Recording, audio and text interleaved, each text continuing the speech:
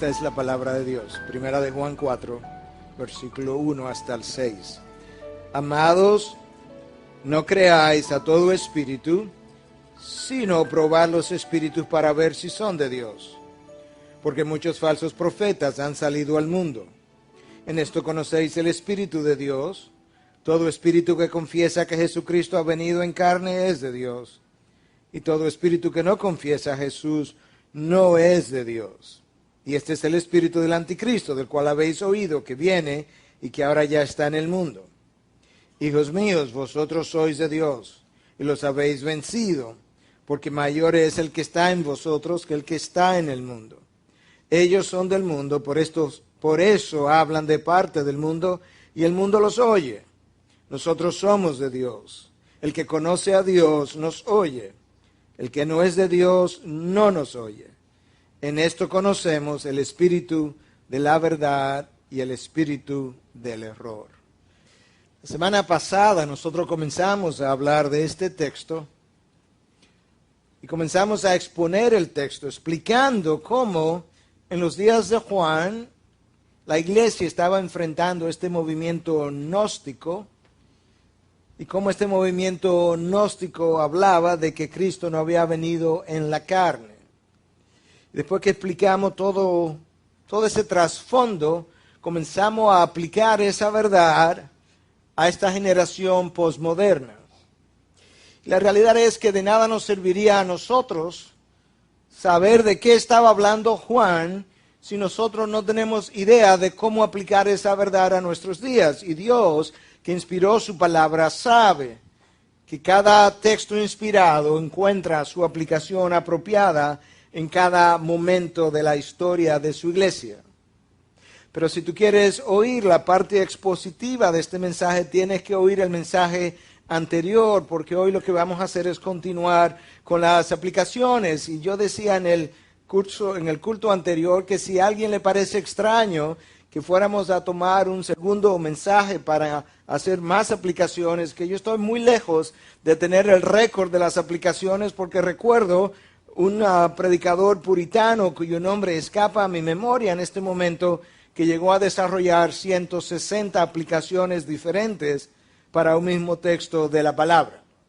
De manera que este es un mensaje mayormente aplicativo, pero para aquellos que no estuvieron con nosotros, yo quiero resumir brevemente aquellas cosas que dijimos en el mensaje anterior, de tal forma que usted no se pierda y pueda continuar con nosotros.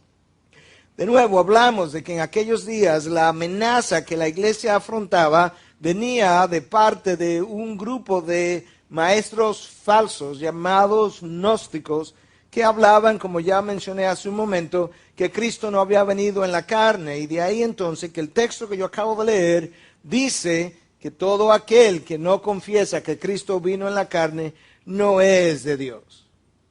Pero si somos honestos, tenemos que admitir que esa no es la amenaza de la iglesia de hoy en día, y mucho menos la amenaza que la IBI tiene de frente. Entonces, tenemos que hacer un puente y ver cómo eso que tuvo aplicación de esa forma en su momento, encuentra su aplicación de otra manera en este momento. Y la pregunta es, ¿cómo lo hicimos? Y comenzamos a hacerlo de una manera muy natural, porque cuando la palabra de Dios es expuesta, tú no necesitas hablarla por los moños para aplicarla. Tú puedes encontrar de forma natural su aplicación en el momento histórico de la iglesia. Y una de las cosas que hicimos fue que comenzamos a mostrar cómo Dios bendice y encuentra buena su creación. Y lo hicimos a partir de esta enseñanza que los gnósticos tenían. Los gnósticos insistían en que todo lo material era malo y que todo lo espiritual era bueno, hasta el punto que entendían que el cuerpo y el espíritu no podían juntarse, e inventaron una idea que venía de los filósofos griegos, de una tercera parte llamada alma, que unía el espíritu y el cuerpo, un concepto que no venía del mundo cristiano, pero lo inventaron porque ellos no concebían que nada de lo material podía ser bueno. Y sin embargo, nosotros mostramos en el mensaje anterior cómo Dios dice todo lo opuesto, cómo Dios celebra su creación y lo hicimos a partir de varios pasajes, pero uno en particular para que aquellos que no estuvieron con nosotros puedan entender dónde terminamos. Fue el de Timoteo, primera de Timoteo 4, de 3 al 5, que dice lo siguiente acerca de falsos maestros que vinieron a la iglesia prohibiendo casarse y mandando abstenerse de alimentos, escucha, que Dios ha creado para que con acción de gracias participen de ellos los que creen y que han conocido la verdad. Porque todo lo creado por Dios no fue simplemente bueno en el pasado, no es que Dios revisó su creación y dijo fue buena, no, el texto dice todo lo creado por Dios es en el presente bueno y nada se debe rechazar si se recibe con acción de gracias, porque es santificado mediante la palabra de Dios y la oración. Este texto afirma que hay una manera como nosotros podemos disfrutar de la creación de Dios de una manera sana, santa, de una manera que Dios aprueba y nos enseña incluso cómo redimir esas cosas caídas de la creación cuando habla de que podemos hacer eso por medio de la oración y de la palabra de Dios. Lo que los gnósticos estaban haciendo era que ellos estaban condenando la creación y celebrando el mundo, porque el mundo no es el globo terráqueo. El mundo es un sistema de pensamiento que es conforme a la cultura del momento, que es contrario a la palabra de Dios, que no se somete a la ley de Dios, que no está dispuesto ni siquiera a hacerlo, mientras que la creación de Dios es aquello que Dios formó.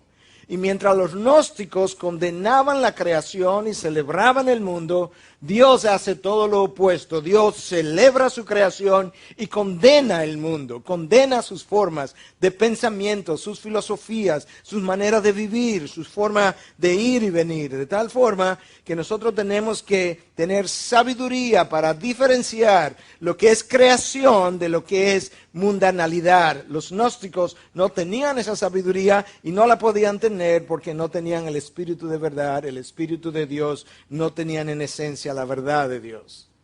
Ese era el problema en aquella ocasión. Comenzamos a aplicar el mensaje en la medida en que mostramos entonces la creación de Dios como algo bueno para ser disfrutado a la manera de Dios, conforme a los preceptos de Dios. Y seguimos entonces haciendo una segunda aplicación cuando comenzamos a ver el movimiento postmoderno de nuestros días, caracterizado por una ambigüedad absoluta en todas las áreas de la vida del individuo hoy.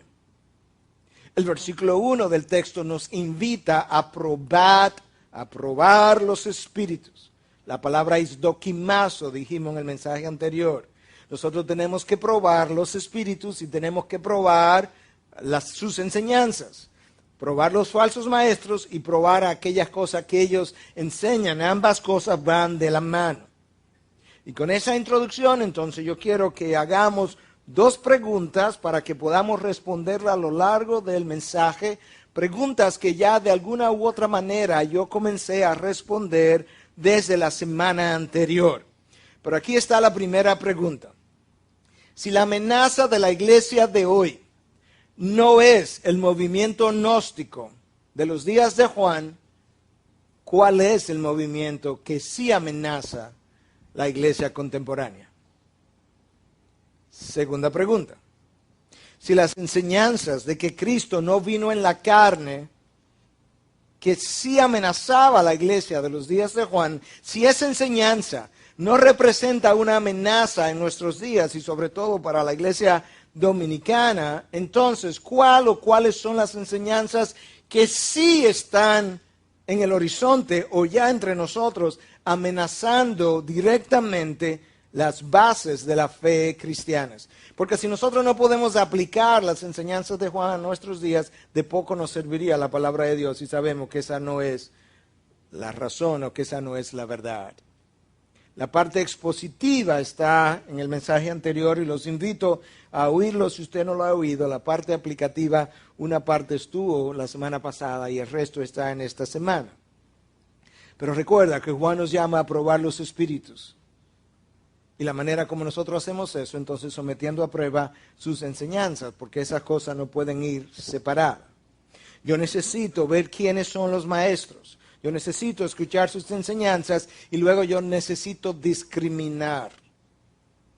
Yo quiero detenerme un momento solamente en esa palabra discriminar, porque hoy en día la palabra discriminar tiene una mala connotación, lo que no tuvo en el pasado.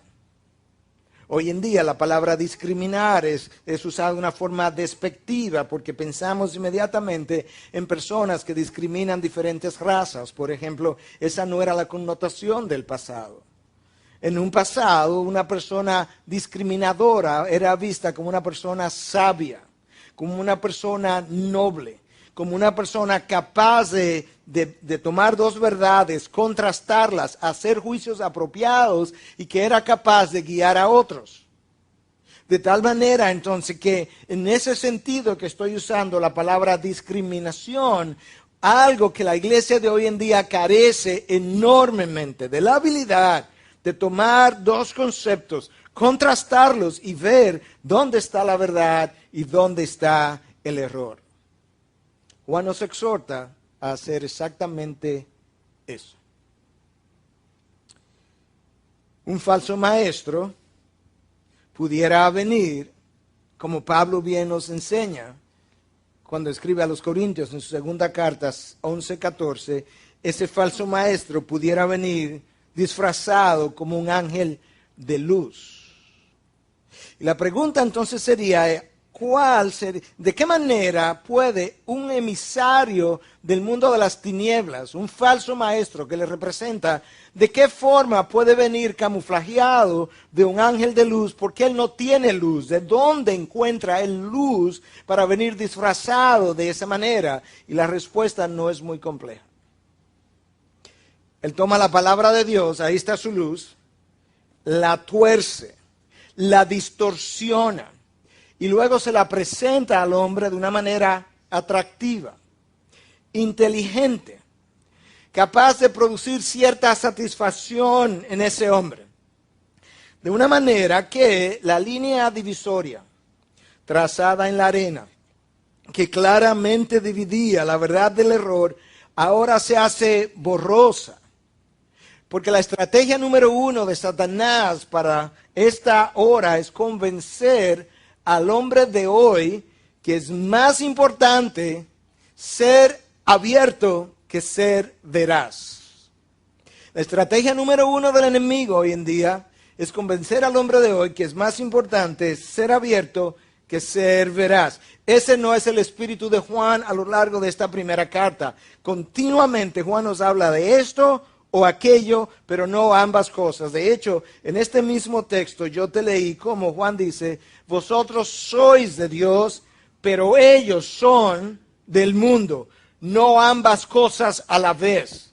Ese espíritu inclusivista del posmodernismo no es típico del apóstol Juan. Y yo dudo grandemente que haya mucha gente hoy en día en las filas cristianas que se atrevería a escribir una carta como esta en este mundo posmoderno. Porque este es el mundo que prefiere las indefiniciones, que prefiere no ser dogmático. Y es por esa razón entonces que hay cada vez menos evidencia, menos presencia, quizás es la palabra, de la predicación dogmática, porque el hombre de hoy prefiere las indefiniciones. De la misma manera que el hombre posmoderno no tiene convicciones, cuando eso afecta al cristiano, lo que ocurre es que ese cristiano ahora o tiene menos convicciones o las que tiene son muy débiles. Él frecuentemente está dispuesto a negociarlas, frecuentemente está dispuesto a cambiarla, él frecuentemente está dispuesto a decir, bueno, realmente yo no sé porque solamente Dios sabe. Y ciertamente hay muchas áreas y muchas cosas que solamente Dios sabe, pero hay muchas otras que precisamente como solo Dios sabe, Él las reveló para que yo también las supiera con Él.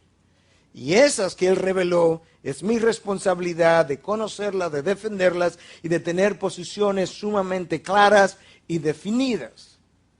Hoy en día, en la medida en que nosotros seguimos caminando, tú te encontrarás que cada vez más habrá menos y menos cristianos que querrán definir sus posiciones y menos personas, menos cristianos querrán definirse como armenianos o calvinistas. Ellos preferirían ser calvinianos. Un poco de cada uno. Y si tú piensas que yo estoy simplemente haciendo como una sátira de esa verdad, déjame decirte y déjame mostrarte de forma clara que eso ya está entre nosotros de una manera sumamente clara. El principal exponente de la iglesia emergente, la iglesia postmoderna, es Brian McLaren. Brian McLaren ha escrito varios libros, pero uno de los más conocidos se llama Una ortodoxia generosa, pero ese no es el fin del título. Déjame leerte todo el título para que tú tengas una idea de con qué estamos lidiando hoy en día. El título es el siguiente: Una ortodoxia generosa, : porque yo soy un cristiano, misionero, evangélico, posmoderno, protestante, liberal, conservador, místico, poético, bíblico, carismático, contemplativo, fundamentalista, calvinista, anabautista, anglicano, metodista, católico, encarnacional, deprimido pero esperanzado, emergente y aún no acabado. Yo creo que no cuesta mucho saber por qué él está deprimido. Él no tiene idea de lo que cree. Él tiene un sancocho en su cabeza de ideas que él celebra como buenas y válidas. Y que realmente piensa que ese es el espíritu inclusivista de la verdad de Cristo. Esa no es la manera como tú encuentras la palabra de Dios revelada, ni es la manera como escribió Juan, no es la manera como escribió Pablo, no es la manera como Cristo predicó tampoco. Déjame decirte cómo es definido el movimiento postmodernista. Es una filosofía de vida con múltiples manifestaciones que tiene su origen en un desencanto con el pasado, al que cuestiona, rechaza y desafía, creando entonces sus propias reglas, normas y principios.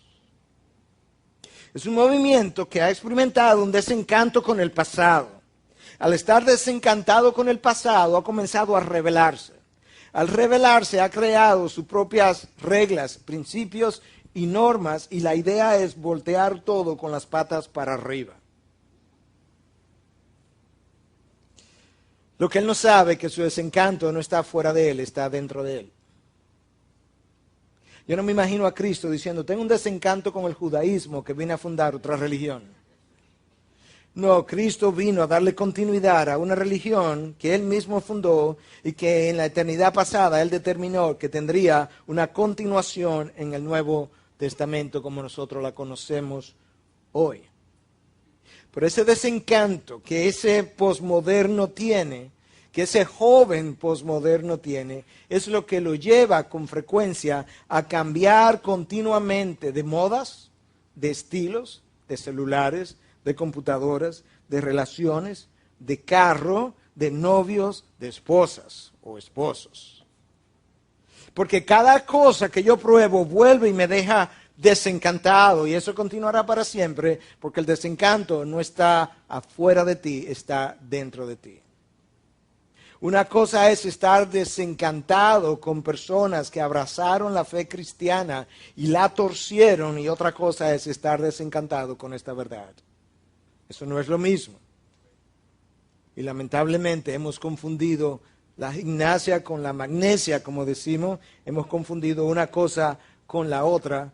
Y hoy en día entonces tú ves que esa confusión y esa rebelión ha comenzado ahora a generar formas extremas de comportamiento, hasta el punto que cuando tú analizas la trayectoria de muchas de estas iglesias emergentes, ellas han terminado o están terminando viendo con empatía y con beneplácitos formas del budismo, del hinduismo, porque todos podemos descubrir la verdad que ellos tienen cuando Dios nos dijo en su palabra: yo soy la verdad.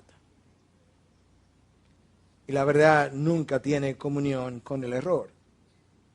Pero es ese desencanto con el pasado lo que lleva a este movimiento postmoderno a brindarnos, a vendernos la idea de que la historia del pasado tiene que ser deconstruida, tiene que ser deshecha, tiene que ser revisada y tú tienes que volverla a interpretar a tu manera, de tal forma que la historia de Abraham no es exactamente como te la venían enseñando hasta ahora. Cada cual tendrá que revisar la historia de Abraham a la luz de esa propia historia y darle su propia interpretación.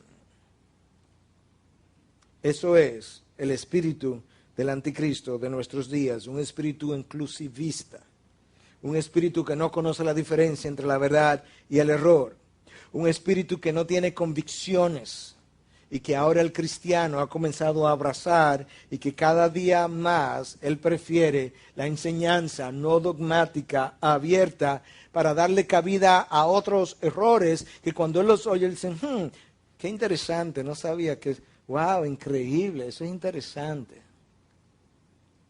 Esa no es la manera como el apóstol Pablo le escribe a Tito.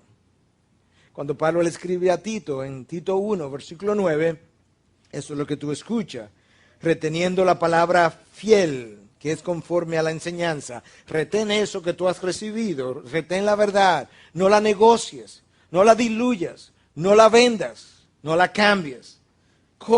Para que seas capaz también de exhortar con sana doctrina y refutar a los que contradicen. Ese es el patrón. Tú exhorta con sana doctrina y tú refutas, esa es la palabra, refutar a aquellos que contradicen la verdad que tú no has querido negociar, que tú has retenido, que tú has mantenido, y tú tienes que tener convicción para tú poder defender la verdad de esa manera. Pablo no era un postmodernista. El apóstol Juan no tenía un espíritu postmoderno. Cuando tú revisas su primera carta, la cual nosotros tenemos meses haciendo ya, tú te das cuenta lo claro que Juan es, o esto o aquello, no ambas cosas. Cuando Juan escribe su segunda carta, escucha lo tajante que Juan es cuando comienza a definir la diferencia entre la verdad y el error. En el versículo 9 de esa segunda carta de Juan, él dice lo siguiente: todo el que se desvía y no permanece en la enseñanza de Cristo no tiene a Dios. Ahí hay una gran diferenciación. El que se desvía no tiene a Dios. El que permanece en la enseñanza tiene tanto al Padre como al Hijo. O te desvía o permanece. Si permaneces, tiene al Padre y el Hijo. Si te desvía, no tiene a Dios. Escucha ahora, versículo 10. Si alguno viene a vosotros y no trae esta enseñanza, no lo recibáis en casa ni lo saludéis, pues el que lo saluda participa en sus malas obras. Wow. Eso no es el espíritu del posmodernismo. Juan conoce el peligro destructivo o el poder destructivo del error, de la falsedad. Juan conoce cuán camuflajeado pueden venir los representantes del mundo de las tinieblas. Juan conoce cuán camuflajeados pueden ellos venir, que hasta tal punto que no teniendo ellos luz, pueden aparecerse vestidos, revestidos como ángel de luz.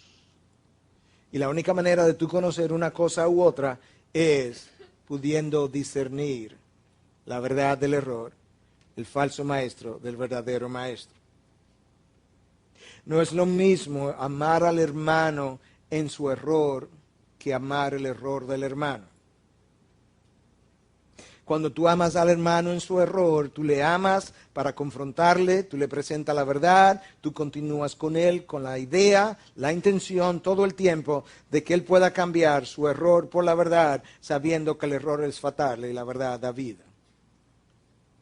Cuando tú amas el error del hermano, lo que tú haces es que tú llegas a concluir que entre la verdad y el error, la única diferencia que existe es la manera como ambos son percibidos. No, no es verdad. Deja ver si esta ilustración nos puede ayudar. Tú tienes un niño de 1 año de edad que hace sus necesidades en la sala. Tú le amas en su error. Pero tempranamente, tan pronto él comienza a entender, tú comienzas a hablarle de pau pau, porque eso no se hace en este lugar, porque tú no amas su error, tú amas al niño. Pero la idea es que tú tienes que corregirle para que cambie su error. Amar el error del hermano sería permitir que todo el mundo haga sus necesidades en la sala, aun si no tienen 1 año de edad. Y eso es lo que el posmodernismo postula. Estos son nuestros falsos maestros, no son los gnósticos. Por eso es que estamos tratando, y la amenaza nuestra no es que Cristo no se encarnó. Eso sí tuvo un lugar y puede ser que lo tenga en ciertas poblaciones hoy, pero eso no es con lo que nosotros estamos lidiando hoy en día. Nosotros estamos lidiando con un espíritu de inclusivismo postmoderno, abierto, que no tiene convicciones y que piensa que tú puedes ser todas las cosas a la vez al estilo de Brian McLaren. ¿Cómo es que tú puedes ser conservador y liberal al mismo tiempo, como este título sugiere? ¿Cómo es que tú puedes ser católico, anglicano, metodista y anabautista al mismo tiempo, como este título sugiere? Si el apóstol Pablo, el apóstol Juan estuvieran predicando, estuvieran escribiendo estas cartas hoy en día, ellos todos hubiesen sido tildados de legalistas por la generación de hoy en día. El legalismo está caracterizado por una falta de amor hacia aquellos que piensan distinto de nosotros. Nosotros no estamos hablando de eso. El legalismo no es tener convicciones claras. Legalismo no es tener un sentido claro y definido de lo que es apropiado e inapropiado. Legalismo no es fijar posiciones claras. Eso es parte de todo buen líder. De hecho, en la historia de la humanidad todavía no ha habido un líder, uno solo. Hasta ahora, en este movimiento postmoderno, ha habido un solo líder que no haya tenido convicciones fuertes, sentido claro de lo que debe ser y no debe ser, y posiciones cerradas que él defendía con toda su fuerza. Y eso no los hacía legalistas, los hacía líderes. Esa es la diferencia entre una cosa y la otra. El legalismo es otra cosa. El legalismo es más una actitud del corazón que condena, critica en su espíritu a aquellos que ven las cosas diferente a como él las ve. El legalista tiene una ausencia de gracia hacia él y hacia los demás. El legalista tiene una preocupación con lo trivial. Nosotros no estamos hablando de esas cosas. Estamos hablando de tener una preocupación por la verdad. Aquello que tiene peso, aquello que es destructivo, aquello que es sutil, aquello que comienza socavando las bases hasta que el edificio se destruye. Y la habilidad entonces para discernir eso antes de que el daño sea hecho, solamente la puede dar Dios. Por otro lado, el cristiano maduro, él tiene otra actitud. Él ama a aquellos que piensan de una manera distinta a él, y él tiene la capacidad de desaprobar sin condenar. Es precisamente su madurez que le permite desaprobar sin condenar. Pero él tiene una idea clara de la verdad y el error y de sus convicciones que él no negocia.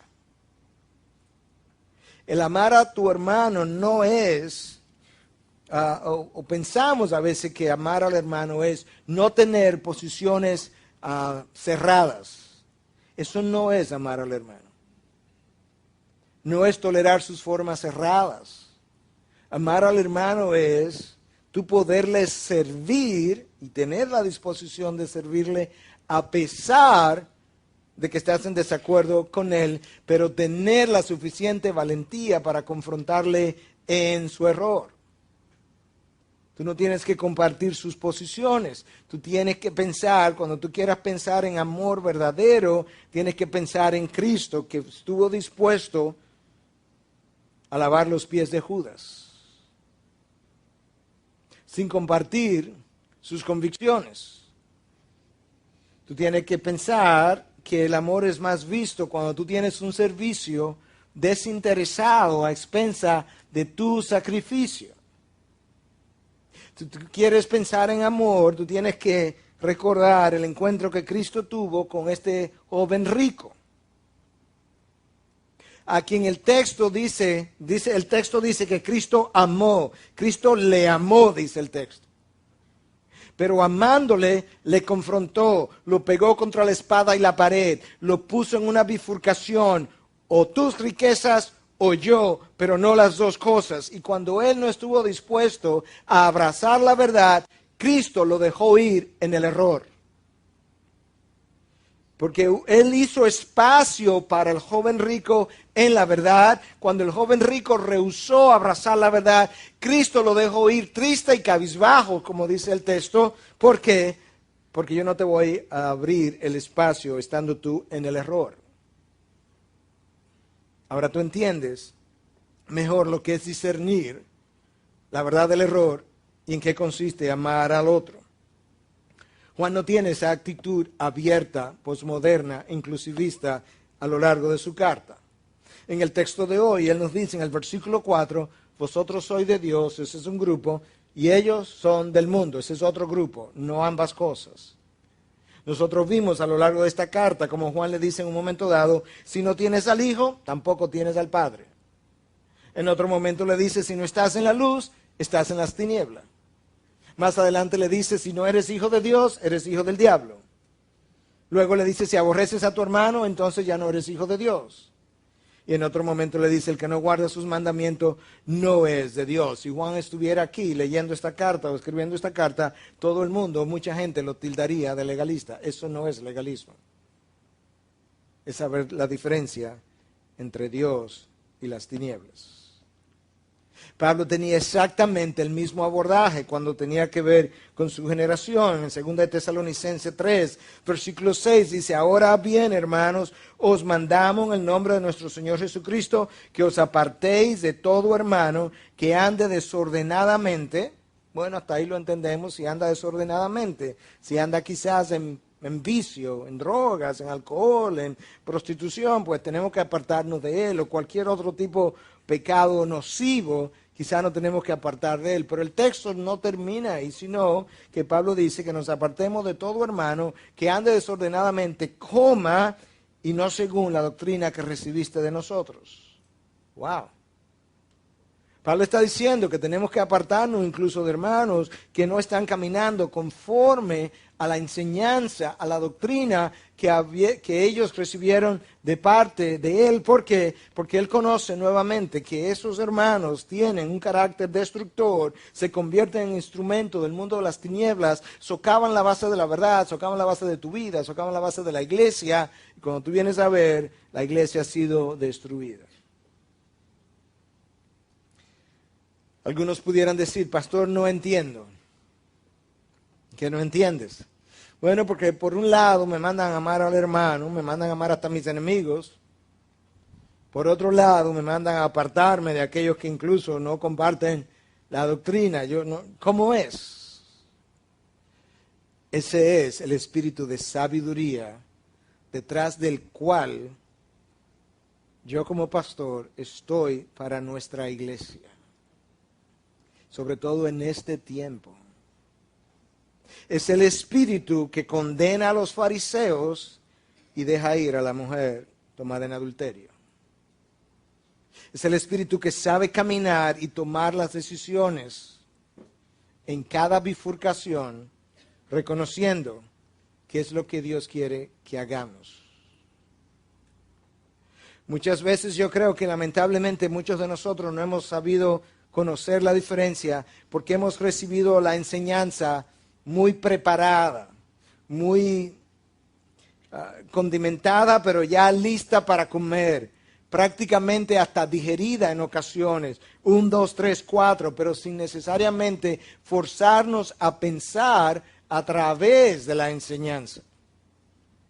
Y eso es lo que estamos tratando de desarrollar en estos momentos de parte de nuestras ovejas. Spurgeon decía que la línea divisoria entre lo aceptable y lo condenable es sumamente fina. La línea divisoria entre lo aceptable y lo condenable es extremadamente fina. Quizás esto te pueda ayudar. Una copa de vino que ellos incluso compartieron y que compartían en los tiempos en el primer siglo, quizás pudiera ser aceptable.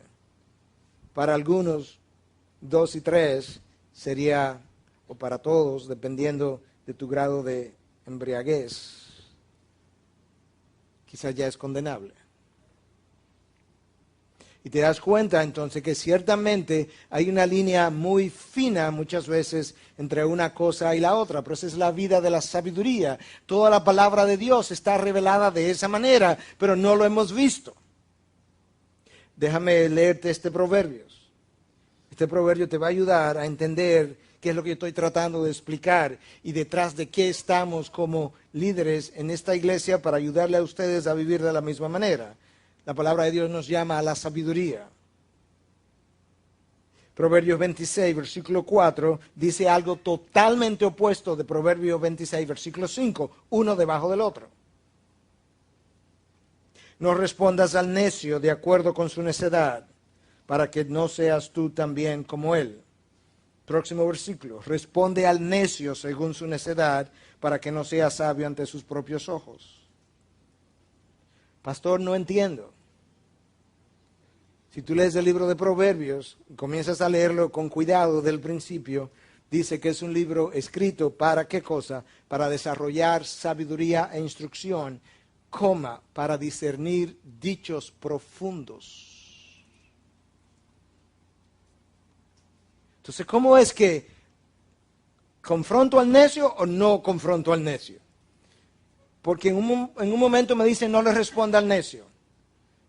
Próximo versículo me dice que le responda al necio. Depende de las circunstancias de la vida y depende del necio. Hay necios a quien tú no le respondes para que sea condenado por tu silencio. Escucha lo que el texto dice, no respondas al necio de acuerdo con su necedad para que tú no seas también como él. Si le responde en su necedad, te vuelves como él. Pero a otros necios hay que responderle para mostrarle que ellos no saben de lo que están hablando.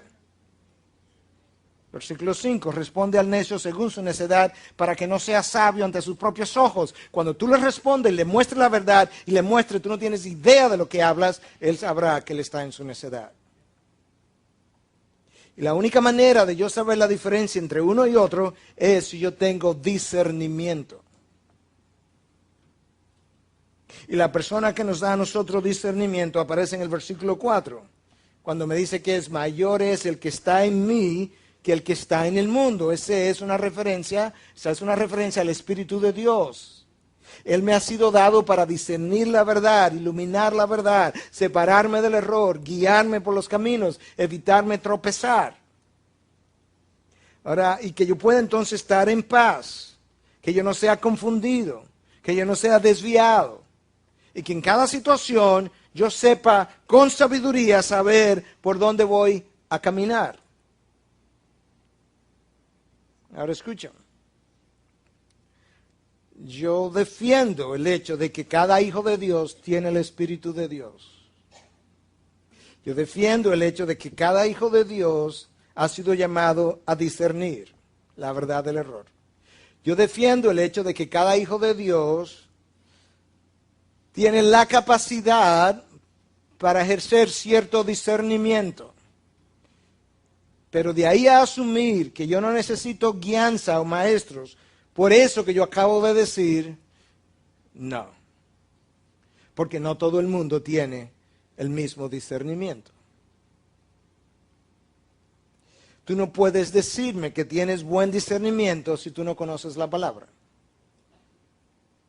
Si tú no conoces la palabra a profundidad para manejarla con precisión, tu capacidad de discernir está profundamente afectada.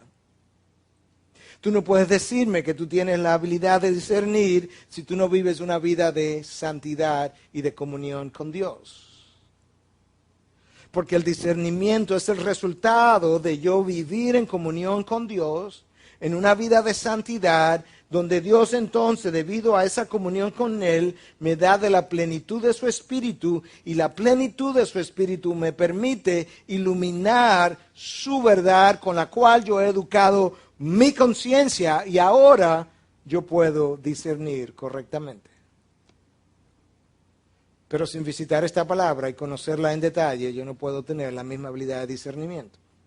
Sin tener una vida de comunión con Dios y no tener llenura del Espíritu, yo no puedo tener una buena capacidad de discernimiento. Y te das cuenta de lo que estamos falto hoy en día. Por la misma llenura, esta palabra fue revelada de manera infalible a los profetas y apóstoles. Y uno de ellos nos dice, en el versículo 5, ellos son del mundo, por eso hablan de parte del mundo y el mundo los oye. Ese mundo no tiene ese espíritu de discernimiento, no tiene luz, no tiene dirección, porque no cuenta con la revelación de Dios. Y yo creo que muchas veces nosotros pensamos que podemos discernir el mundo de la verdad de Dios cuando pensamos que el mundo es carnalidad, cuando pensamos que el mundo es sexo, pornografía, drogas, alcohol, bonches. Cuando pensamos que el mundo es eso, entonces inmediatamente decimos, bueno, yo lo puedo discernir, pero no es ahí donde está el problema, es en sus formas sutiles, en aquellas que son presentadas a nosotros a través del mundo de las ideas, a través de lo que la universidad me presenta, todo este mundo posmoderno, todo este abordaje a mi educación, que luego yo importo sin darme cuenta a la educación de la palabra. Es ahí donde está el problema muchas veces. Y ese es el error que yo necesito saber discernir, que yo necesito identificar, combatir y eventualmente destruir, porque de lo contrario me va a destruir a mí. ¿Y cómo lo vamos a hacer? Recuerda que estos son nuestros maestros. Nuestros maestros hoy no son los gnósticos. Nuestros maestros son los del mundo posmoderno, que tienen una concepción de la verdad completamente contraria a lo que la palabra de Dios revela, que han ido cambiando la mente, la forma de pensar del hombre, y que cuando eso comienza a infiltrarla a la iglesia, ese cristiano ahora toma una perspectiva posmoderna del mundo y de su fe, y cuando tú le confrontas, él se irrita porque él no sabe que está en el error. Y él piensa que tú solamente estás siendo legalista.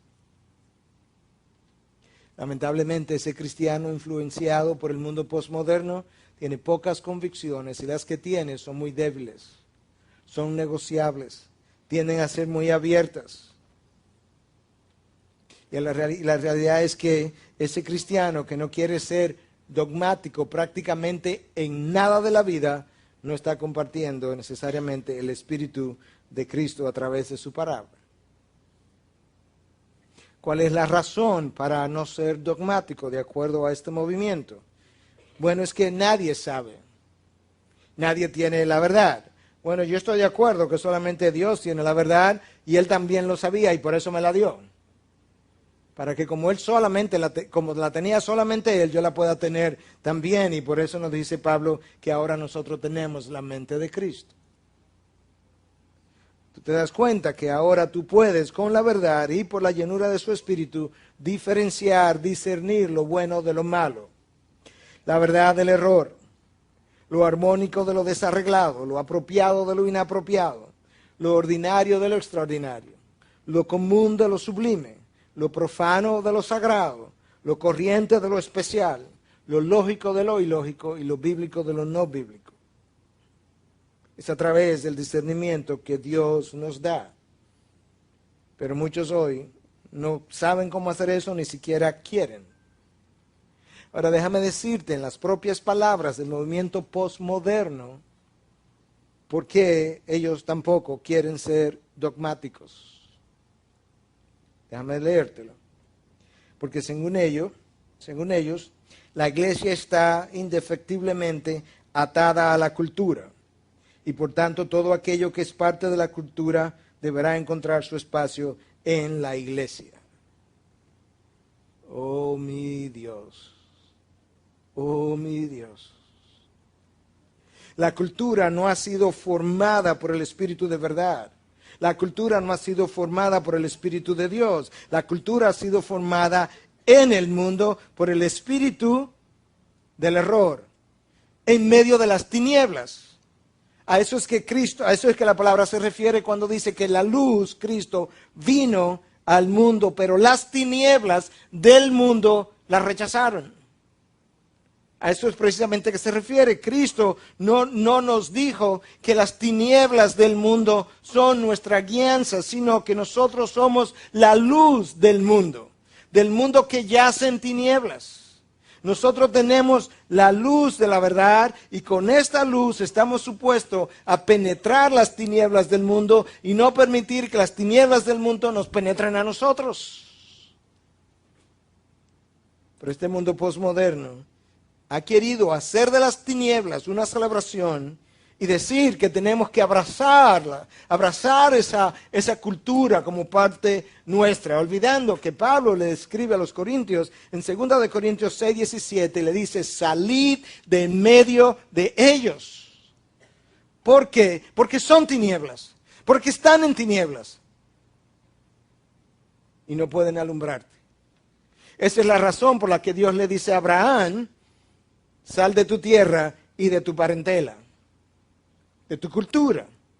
Si tú lees a Josué 24:3, encontrarás que Abraham era un idólatra, que vivía con sus padres en Ur de los Caldeos, adorando ídolos. Y de esa idolatría cultural, Dios lo quiso sacar. Esa es la razón por la que Dios le dice al pueblo judío, le dice a Moisés, sácame mi pueblo de esa cultura pagana de los egipcios y sácamelo al desierto donde no hay cultura corrompida para yo relacionarme con ellos. Y el problema fue que sacaron al pueblo de Egipto, pero Egipto nunca salió de ellos. Y así pasa hoy, sacamos al cristiano del mundo, pero el mundo no sale de ellos. Esa es la misma razón por la que Daniel rehúsa ser culturalizado, mundanalizado, babilonizado. Cuando él llega a Babilonia con sus 3 amigos, esto era lo que usualmente solía ocurrir. Es que el nuevo rey que importaba a estos individuos, aquellos que eran más inteligentes, los instruían en toda la ciencia, todo el saber de la nueva cultura. Les cambiaban su idioma y hasta su dieta se lo cambiaban, y Daniel y sus 3 amigos rehusaron incluso comer de la dieta para no ser babilonizados, para no abrazar la cultura, reconociendo que la cultura está llena de tinieblas y no de luz. Sal de en medio de ellos, es el llamado de Pablo para los Corintios. Eso es lo que hace que el profeta Isaías lance esta advertencia para el pueblo de Dios y para nosotros. Isaías 5, 20, 21. Ay de los que llaman al mal bien y al bien mal, que tienen las tinieblas por luz y la luz por tinieblas, que tienen lo amargo por dulce y lo dulce por amargo. Ay de los sabios a sus propios ojos e inteligentes ante sí mismos. Ay de ellos, que aquello que es dulce le llaman amargo, lo que es la verdad le llaman error, lo que es error le llaman verdad, y que tienen una inteligencia ante sus propios ojos. Wow. Tenemos que recordar que en este mundo posmoderno, Satanás ha logrado infiltrar su falsedad de tal manera que aún algunos de sus mejores, de los mejores de Dios, están siendo confundidos, y todos nosotros somos capaces de ser confundidos. Llegará un tiempo, dice la palabra de Dios, donde Satanás hará tan grandes prodigios que aún los elegidos podrán ser confundidos. Y la única razón por la que no serán es porque Dios intervendrá a favor de los suyos. Pero tú tienes hoy de los mejores entre nosotros. Tú tienes el gran académico M.T. Wright, gran académico del Nuevo Testamento, que ahora tiene una nueva perspectiva de la doctrina de la justificación, donde él entiende que ni los católicos ni los protestantes evangélicos tienen la razón. Él tiene una nueva teoría de cómo el hombre es justificado después de 2000 años de historia. Y entonces han tenido que salir R.C. Sproul y John Piper y Michael Horton y Sinclair Ferguson y muchos otros a enfrentarlo en su error. Nuestros mejores caen en el error de la falsedad de parte del espíritu del engaño. Si no fuera por algo que la palabra de Dios revela en el versículo 6 del texto de hoy, yo no tuviera esperanza. Pero el versículo 6 dice, nosotros somos de Dios, el que conoce a Dios nos oye, el que no es de Dios no nos oye. En esto conocemos el espíritu de la verdad y el espíritu del error. Nosotros somos de Dios. Tenemos que probarnos ahora a ver si somos de Dios. En esencia el texto nos llama a probar 4 cosas. Nos llama a probar los falsos maestros, llamados falsos espíritus. Nos llama a probar las enseñanzas de los falsos maestros. Nos llama a probarnos a nosotros mismos para ver si somos de Dios. Y nos llama a probar los seguidores de los maestros. De manera que es mi responsabilidad ahora probarme a mí mismo para saber si yo estoy en la verdad. Y la manera como esa prueba es llevada a cabo es si yo estoy sometido y guiado a la palabra de Dios. Porque aquellos que son de Dios nos oyen esta verdad. Y los que no nos oyen, no escuchan esta verdad.